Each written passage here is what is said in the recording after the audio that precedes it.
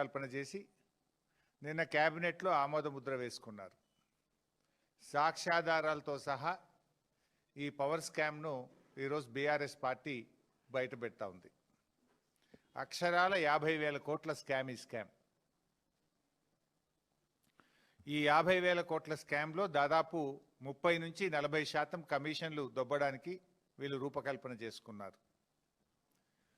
రేవంత్ రెడ్డి ప్రభుత్వం ఎప్పుడు ఏం మాట్లాడినా, ఏం చేసినా, ఏది చేయకపోయినా దాని వెనుక ఒక మిషన్ ఉంటుంది. ఆ మిషనే కమిషన్. ఆ మిషనే కమిషన్.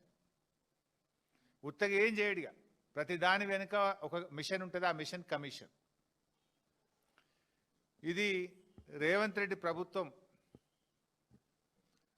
అంటే జనరల్గా ఏ గవర్నమెంట్ అయినా క్యాబినెట్ పెట్టుకున్నా ప్రజలకు ఎట్లా మేలు చేయాలి, రాష్ట్రాన్ని ఎట్లా ముందుకు తీసుకుపోవాలి అని ఏ ప్రభుత్వమైనా ఆలోచిస్తుంది.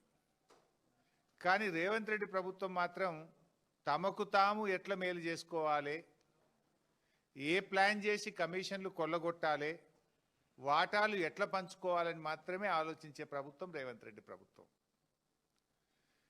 గౌరవ తెలంగాణ తొలి ముఖ్యమంత్రి కేసీఆర్ గారు 2023 అసెంబ్లీ ఎన్నికల ముందు ఒక విషయాన్ని చాలా స్పష్టంగా చెప్పారు. కాంగ్రెస్కు అధికారం ఇస్తే రాష్ట్రంలో అరాచకం రాజ్యం వెళ్తుంది అని కేసీఆర్ గారు చెప్పిన మాట ఇవాళ అక్షర సత్యమని తేలింది.